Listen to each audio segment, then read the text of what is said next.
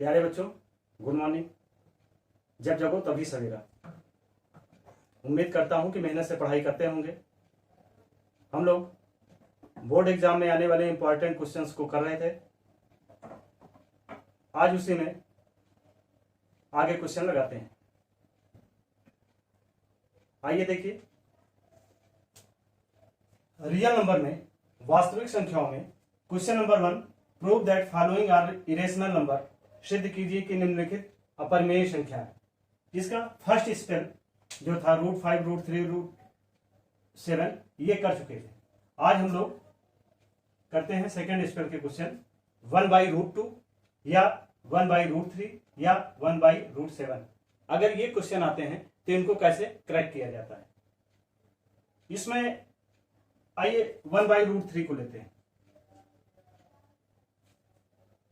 आइए इसमें 1/√3 को लेते हैं। 1/√3 एक्चुअली इरेशनल ही है, लेकिन इसे प्रूव करना है। तो इसको प्रूव करने के लिए सबसे जरूरी बात यह है कि हम इसके अपोजिट एजम्पशन लेते हैं। इट मीन्स ये इरेशनल है तो हम ये मानते हैं कि यह इरेशनल नहीं बल्कि रेशनल है। देखें, let us assume that 1/√3 is a rational number. 1/√3 माना कि 1/√3 एक परिमेय संख्या है। We can find coprime integers p and q। q is not equal to 0। p और q एक प्राइम नंबर है जहां पर q की वैल्यू 0 नहीं है। अगर 1/√3 रेशनल नंबर है और रेशनल नंबर को p/q के रूप में लिखा जा सकता है, ठीक ना। तो यानी 1/√3 is also equal to the p/q। अब 1/√3 में √3 से नीचे और ऊपर दोनों जगह मल्टीप्लाई कराते हैं। √3 are multiplied numerator and denominator.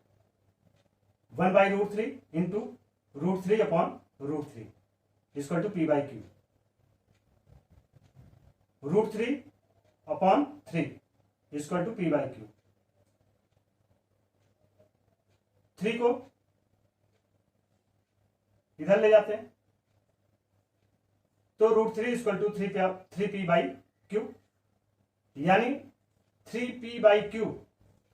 Since p and q are integer, 3p/q is rational. ये क्या है? ये रेशनल है और ये रेशनल है और इक्वल किसके है? बराबर किसके है? √3 के। अगर 3p/q रेशनल है so that √3 is rational.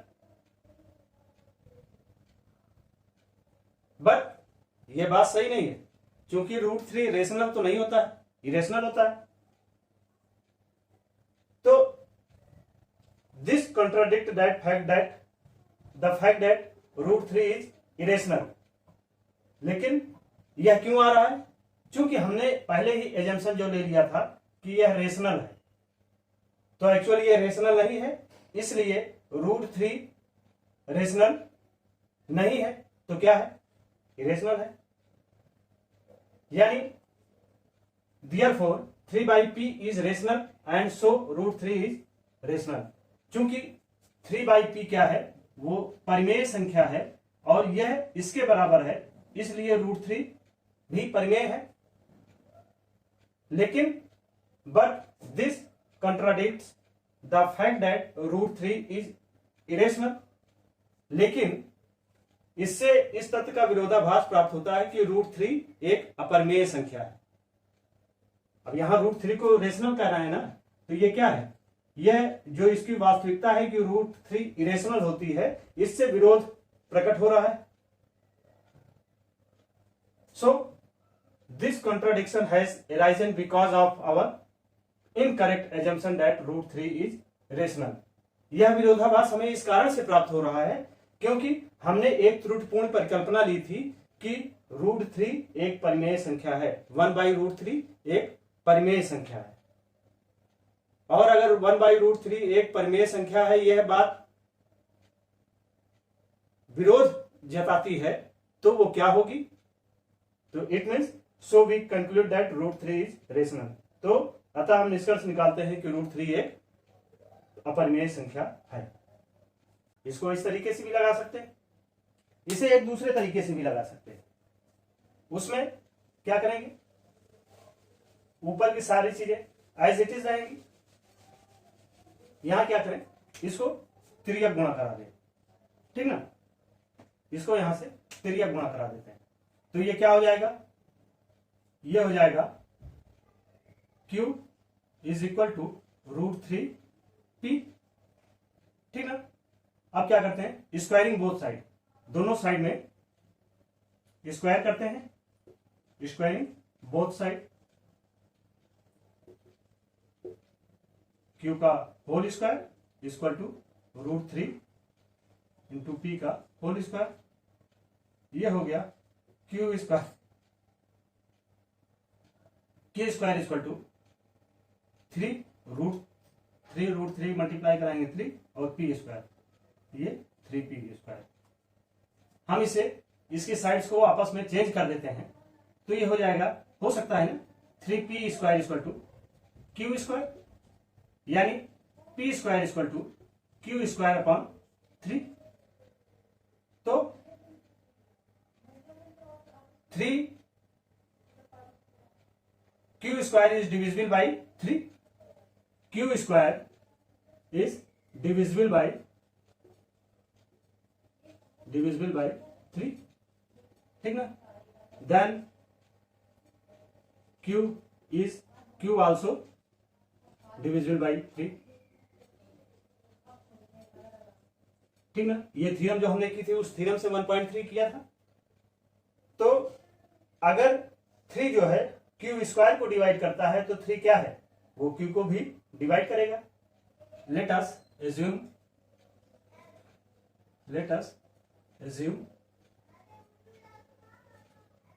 Q equal to 3R। अब यहां पर हम Q की वैल्यू 3R पुट करते हैं इस इक्वेशन में, putting the value of Q, तो ये हो जाएगा 1 by root 3 is equal to P by 3R, ठीक ना। और इस तरीके से जब वैल्यू हो गई तो हम क्या करेंगे, इनका तिर्यक गुणा करा देंगे, और तिर्यक गुणा कराएंगे तो ये क्या हो जाएगा, 3R equal to root 3P। यही पूरी कंडीशन, जैसे स्क्वायरिंग बोथ साइड, तो स्क्वायरिंग बोथ साइड यानी दोनों तरफ हम इसका वर्ग करते हैं, और जब वर्ग करते हैं तो रूट R का whole square and root 3 into P का होल स्क्वायर, 3R का 3 जा 9 R स्क्वायर, और root 3 equal to 3P square, ठीक। देन R इक्वल टू 9 को इस साइड में ले जाते हैं तो ये हो जाएगा 3P square upon 9, R square equal to P square, 3 1 जा 3 जा 9, P स्क्वायर अपॉन 3। तो आप देखिए 3P स्क्वायर को भी डिवाइड कर रहा है और 3Q स्क्वायर को भी डिवाइड कर रहा है, जबकि को प्राइम इंटीजर्स का को प्राइम होने का मतलब क्या है कि किसी भी P और Q का कोई एक नंबर ना डिवाइड कर सके, और अगर डिवाइड कर रहा है तो इट मीन्स यह क्या है, गलत है, ठीक ना। देयरफॉर अब कंक्लूजन पर आते हैं, therefore 3 by P is a rational and so root 3 is rational.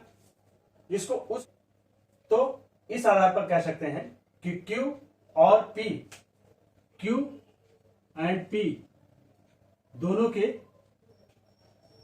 Q and P has a factor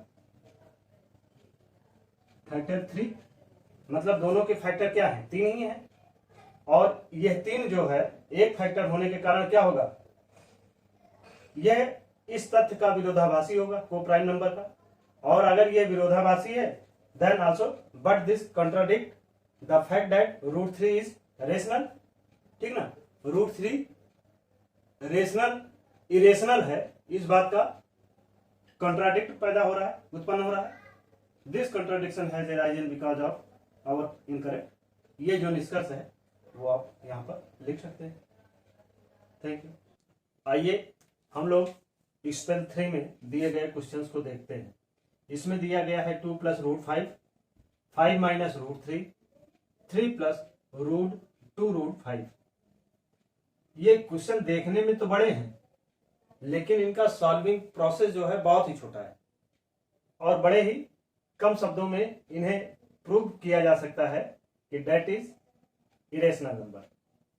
इसमें भी वही प्रोसेस लेंगे, इन्हें इरेशनल नंबर प्रूव करना है तो जस्ट अपोजिट एजम्पशन करते हैं कि that is the rational number. So let us assume that, ये वाला क्वेश्चन ले लेते हैं 2 प्लस रूट 5 का।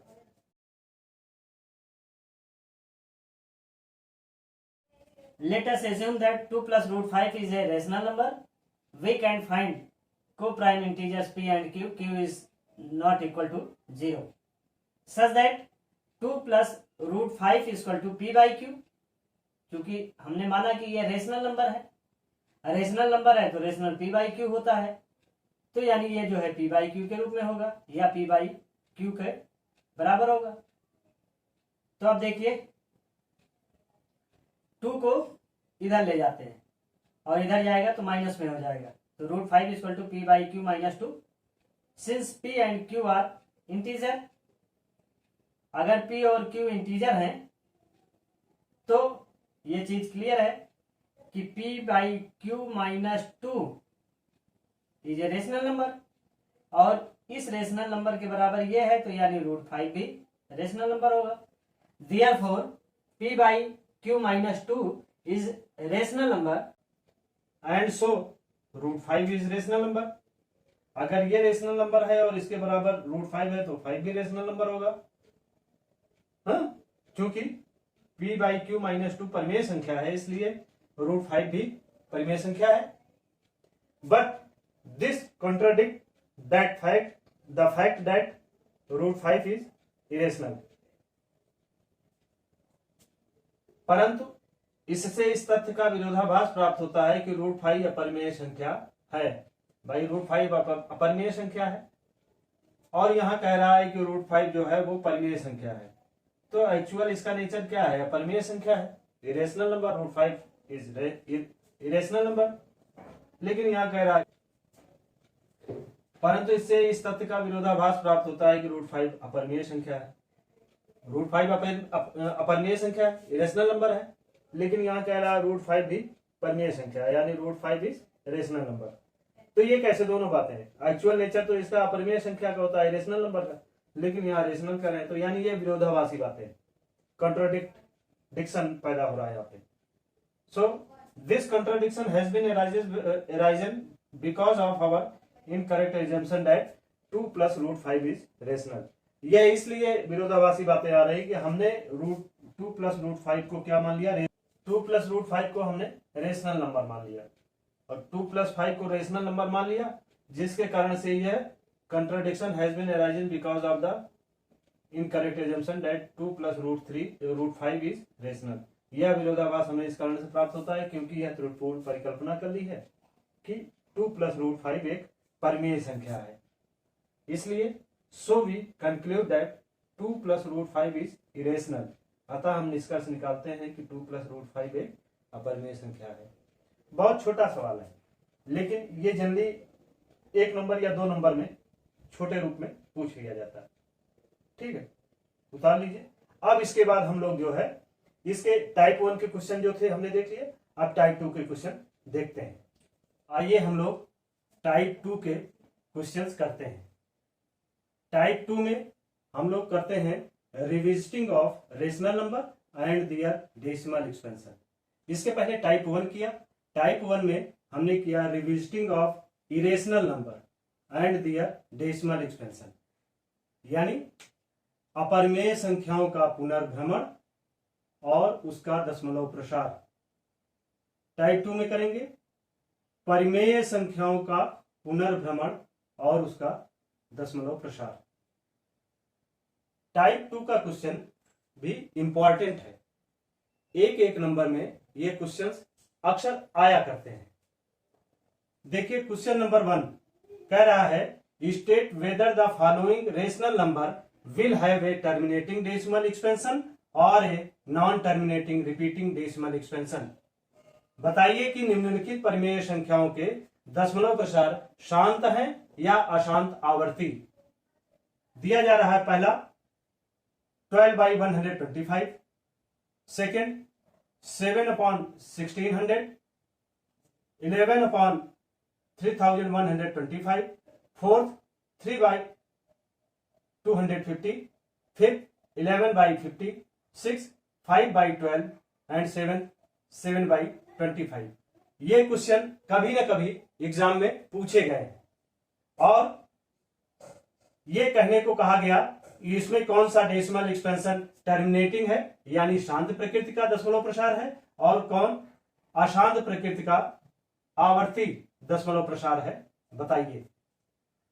इसके पहले जब हम लोगों ने डेसिमल एक्सपेंशन दशमलव प्रसार का फ्लो चार्ट देखा तो उसमें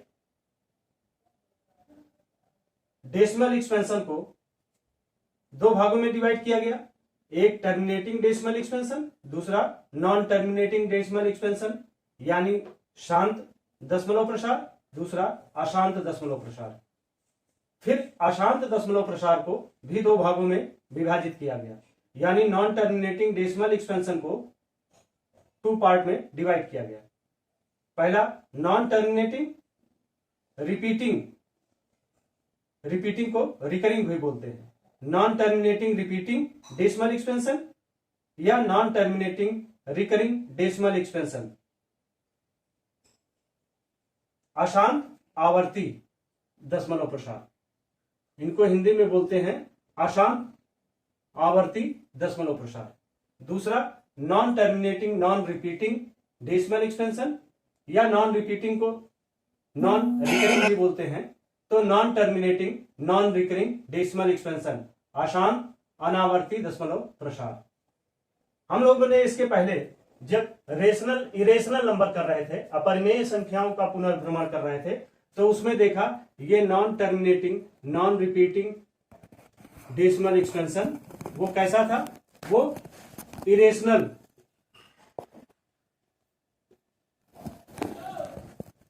नंबर का डेसिमल एक्सपेंशन था यानी अपरिमेय संख्याओं का दशमलव प्रसार जो है वो non terminating non terminating non recurring decimal expansion होता है यानी अशांत अनावर्ती।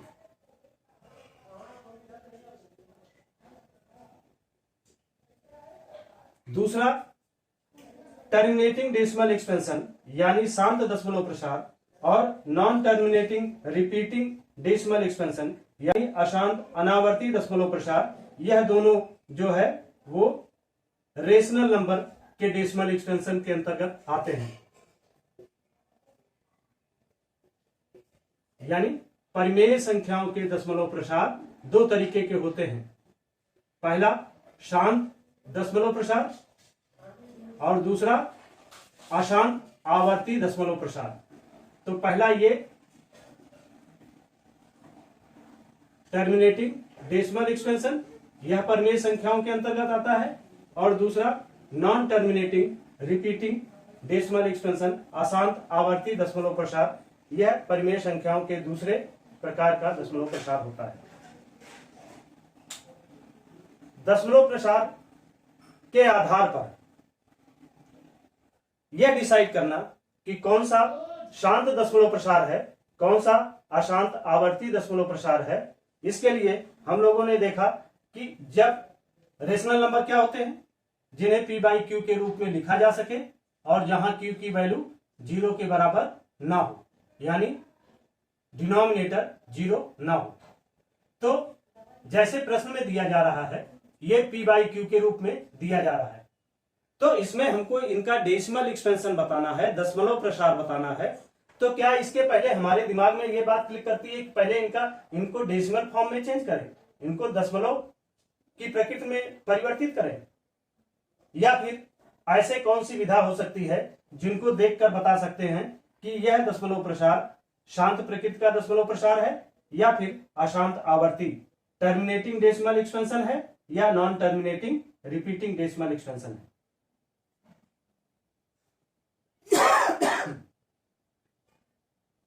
हमने देखा कि यदि कोई decimal expansion p by Q के रूप में दिया गया है तो केवल q को, अगर q का फैक्टर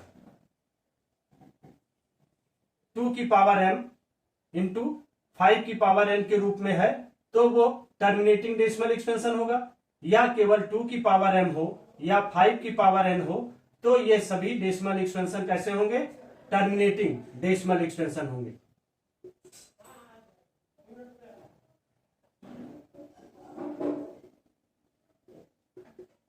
यानी शांत दशमलव प्रसार होंगे, ठीक ना। इसके अतिरिक्त जब q की वैल्यू या q का फैक्टर 2 की पावर m इंटू 5 की पावर n या 2 की पावर m या 5 की पावर n के रूप में ना हो तो वैसे दशमलव प्रसार जो होंगे उन्हें बोला जाएगा नॉन टर्मिनेटिंग रिपीटिंग या अशांत आवर्ती दशमलव प्रसार। अब आइए इस प्रश्न को देखें।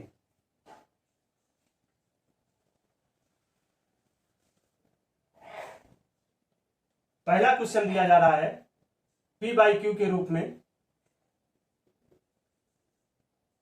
12/125। p जो है यहां पर 12 है, 125 क्या है, q है। तो q का फैक्टर पहले हम निकालते हैं, यानी 125 के फैक्टर हम निकालते हैं। इसे 5 से डिवाइड होगा, 25 5 जा 125 एंड 5 5 जा 25, 5 1 जा 25। तो इस आधार पर हम लोग लिख सकते हैं ये 12/5 इंटू 5 इंटू 5 यानी 12/5 की पावर 3। तो देखिए p बाई क्यू में q कैसा आया, q आया 5 की पावर n के रूप में, यानी 5 की पावर 3 के रूप में। तो ये दशमलव प्रसार कैसा होगा, ये टर्मिनेटिंग डेसिमल एक्सपेंशन होगा, यानी शांत दशमलव प्रसार, ठीक ना। तो कहने का मतलब कितना आसान है कि हमें इसे डेसिमल फॉर्म में नहीं चेंज करना है, बल्कि इसमें q की वैल्यू या q का फैक्टर अगर 2 की पावर n या 5 की पावर m के रूप में आ रही है तो ऐसे डेसिमल एक्सपेंशन जो होंगे वो टर्मिनेटिंग डेसिमल एक्सपेंशन होंगे, यानी शांत प्रकृति के दशमलव प्रसार होंगे। ऐसे ही आप दूसरे को भी देख सकते हैं जिसमें दिया जा रहा है 7/1600। 7 p है और q क्या है 1600। अब हम 1600 के फैक्टर निकालते हैं, 2/2 से डिवाइड करते हैं, 2 8 जा 16 800, 2 4 जा 800, 2 4 जा 8 400, 2 2 जा 4 200, 2 1 जा 2 100, 2 5 जा या 52 जा 100, 25 2 जा 50। अब ये 5 से जाएगा, 5 1 जा 5 5 जा 25 एंड 5 1 जा 5। अब आप देखिए यहां पर जो डेसिमल एक्सपेंशन आ रहा है, देखिए 1 2 3 4 5 6 यानी 2 की पावर 6 इंटू 5 की पावर 2, या इसको इस रूप में देख सकते हैं, ये रहा 7/2 की पावर n इंटू 5 की पावर m, जहां n जो है नॉन नेगेटिव है, यानी n की वैल्यू 6 आ रही है, ठीक है, और m की वैल्यू जो आ रही है वो 2 आ रही है। तो इस आधार पर इसमें भी हम कह सकते हैं कि ये डेसिमल एक्सपेंशन कैसा होगा, ये भी टर्मिनेटिंग डेसिमल एक्सपेंशन होगा, यानी शांत दशमलव प्रसार होगा। ऐसे ही हम थर्ड भी लगा सकते हैं, फोर्थ भी लगा सकते हैं। बिल्कुल इसी पैटर्न पे हम आगे भी क्वेश्चन कर सकते हैं। आइए एक क्वेश्चन हम 6 देखते हैं। दिया जा रहा है 5/12। अब यहां Q की वैल्यू क्या दी गई है, 12।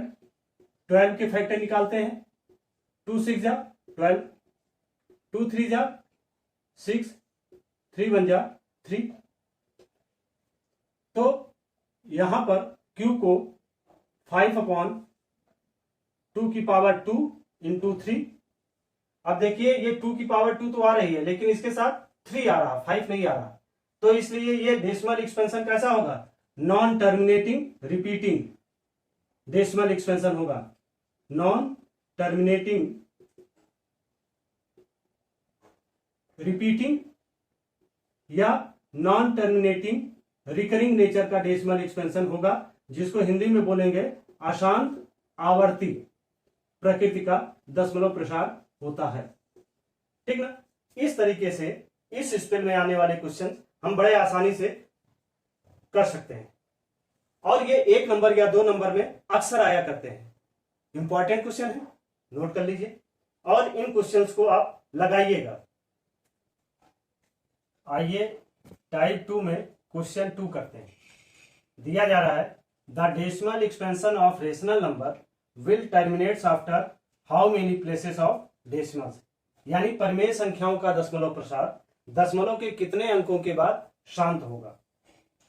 पहला 43/2 की पावर 4 इंटू 5 की पावर 3, 27/2 की पावर 2 इंटू 5 की पावर 3, थर्ड 17/2 की पावर 2 इंटू 5, फोर्थ 3721/625।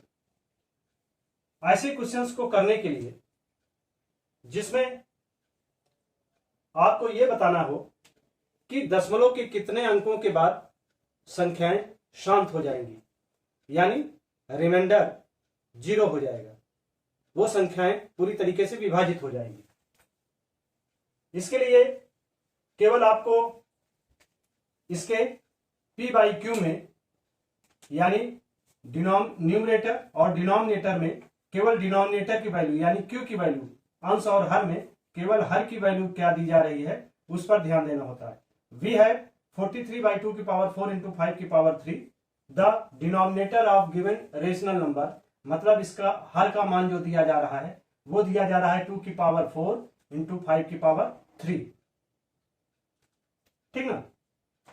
अब इसको करने के लिए एक रूल डेवलप हुआ है जिसमें बताया जा रहा है if prime factorization of rational number x equal to P/Q is of the form 2 की पावर m into 5 की power n, where m and n are non-negative integer, then x has a decimal expansion which terminates after k place of decimal, where k is equal to maximum value of m और n, यानी कोई भी परिमेय संख्याएं जिनका हर यानी Q की value 2 की पावर 4 और 5 की पावर 3 यानी 2 की पावर m या 5 की पावर n के रूप में दी जाती हैं, तो कितने अंकों के बाद दशमलव के कितने अंकों के बाद संख्याएं शांत हो जाएंगी, यह केवल इन संख्याओं के दिए गए पावर्स को ही देखकर हम लोग बता सकते हैं कितने अंकों के बाद दशमलव के बाद कितने अंकों के बाद संख्याएं शांत हो जाएगी। ठीक ना। क्या देखते हैं कि डिनोमिनेटर में यानी हर में जो ये वैल्यू दी जा रही है उसमें जो सबसे बड़ी पावर दी जाएगी, देखो यहाँ 2 की पावर क्या है 4 और यहाँ 5 की पावर 3, तो 4 3 से बड़ा है। तो ऐसे ही जब ये 2 की पावर और 5 की पावर के रूप में दी जाएंगी, तो जिनकी पावर बड़ी होगी उतने अंकों तक ही दशमलव के बाद संख्याओं का विस्तार होता है। ठीक ना। हिंदी में इसको समझ लें, जब किसी भी परिमेय संख्याओं का अभाज्य गुणनखंड x बराबर p बाई क्यू के रूप में होता है और उसका फैक्टर 2 की पावर m और 5 की पावर n के रूप में होगा, जहां m और n नॉन निगेटिव इंटीजर हों, तो उनका डेसिमल एक्सपेंशन जो होता है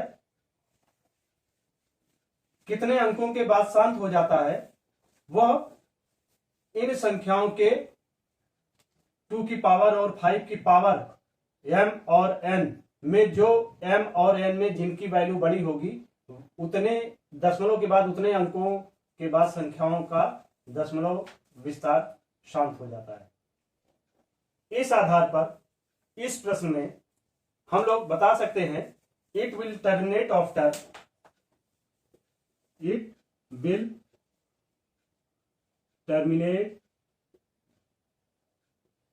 आफ्टर 4, चूंकि यहां 2 की पावर 4 और 5 की पावर 3 से 4 बड़ा है ना, तो after it will terminate after 4 maximum of m n after 4 places of decimal।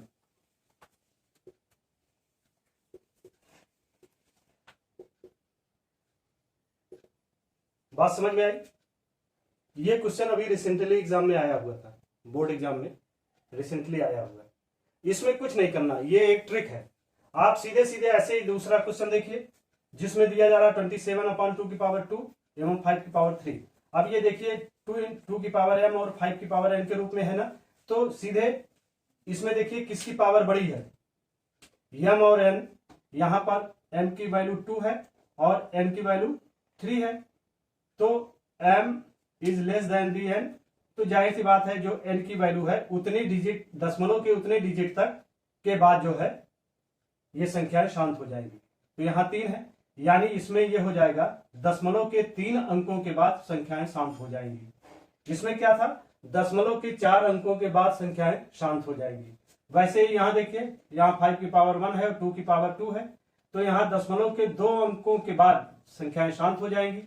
इसमें आपको ये पावर 2 इंटू 5 की पावर निकालनी पड़ेगी, इसका फैक्टर करना पड़ेगा। ठीक है, आइए इसको कर लेते हैं। जैसे 625 है, ठीक ना, 625 का फैक्टर करते हैं।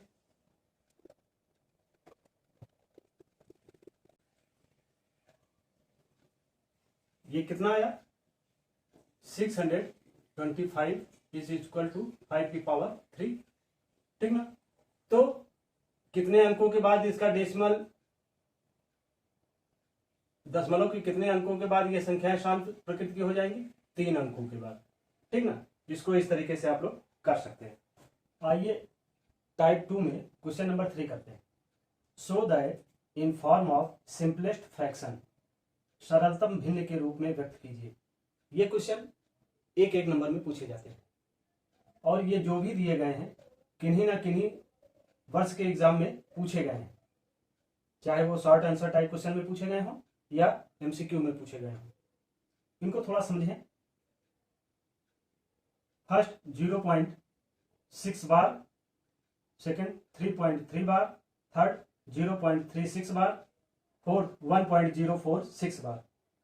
बार का मतलब आपको पता है, जब किसी संख्याओं के ऊपर यह जो लगा रहता है इसे क्या बोलते हैं, बार बोलते हैं।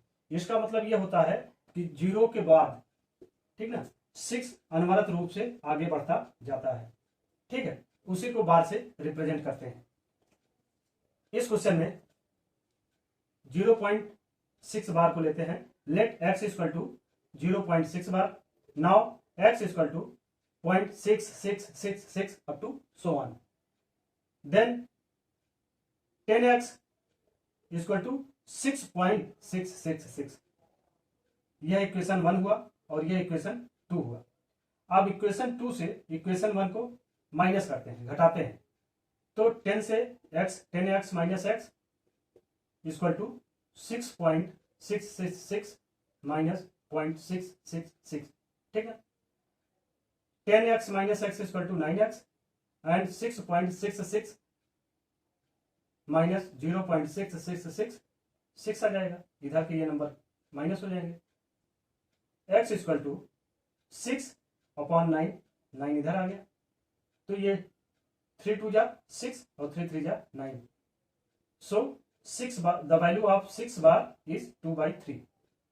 ये कभी कभी एमसीक्यू में भी ऐसे दे देते हैं और 4 आंसर दे देंगे, आप उसमें बताइए 6 बार की वैल्यू क्या होगी, ऐसे निकाल सकते हैं। Very simple. x equal to 0.36 bar, तो इसका मतलब क्या होगा, x इक्वल टू 0.363636, ठीक ना। अब देखिए ये बार कितने अंकों पे है, पॉइंट के दशमलव के बाद कितने डिजिट हैं, 2 डिजिट हैं, तो इसलिए x इक्वल टू इतना, देन 100x इक्वल टू 36.363636, ऐसे ही आप इसको आगे निकाल सकते हैं, ठीक ना। अब इस क्वेश्चन को देखिए, फोर्थ में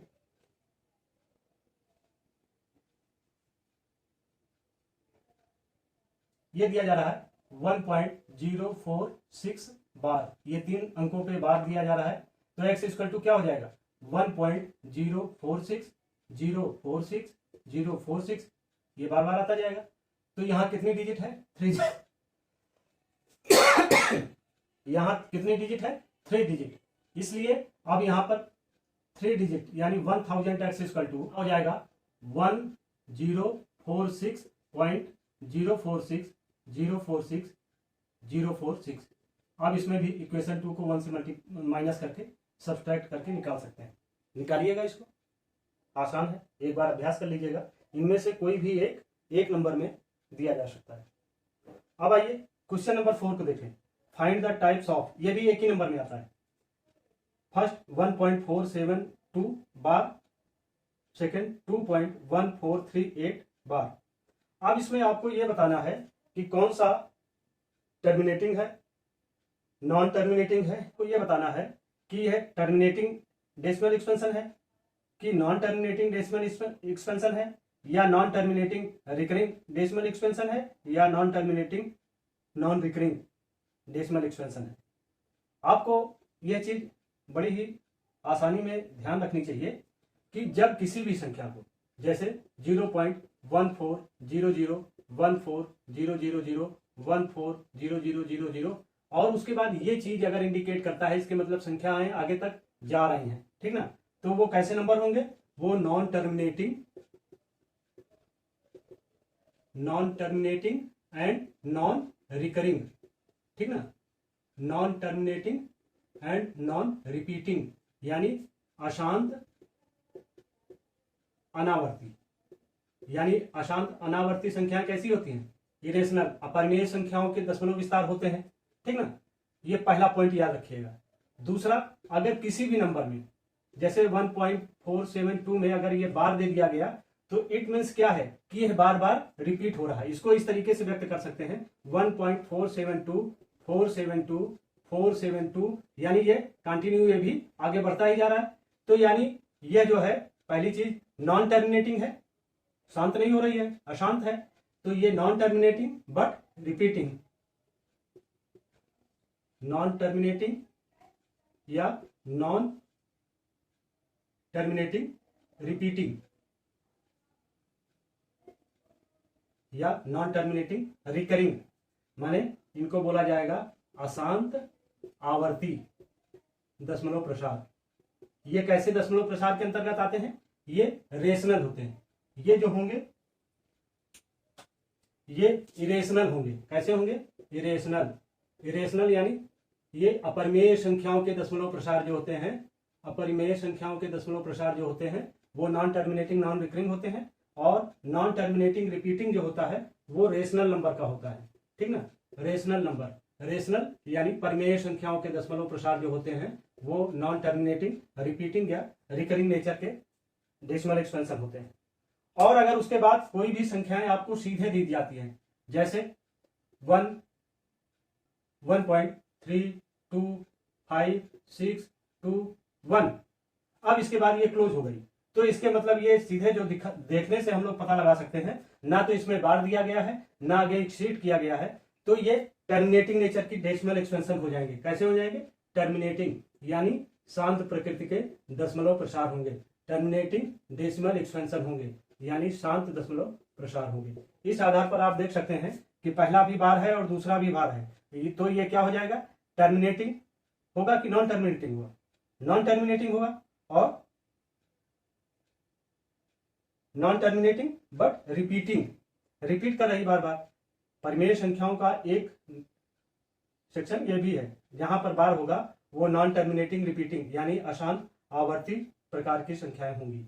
ये चीजें ध्यान रखिए, इसको नोट कर लिए बच्चों। टाइम हो रहा है। आज हम लोग टाइप 2 प्रकार के सारे क्वेश्चंस किए हैं। Revisiting of rational number and revisiting of irrational number, ये चैप्टर पूरा हो गया। अब टाइप 3 टाइप के क्वेश्चन जो है हम लोग अगली क्लास में करेंगे।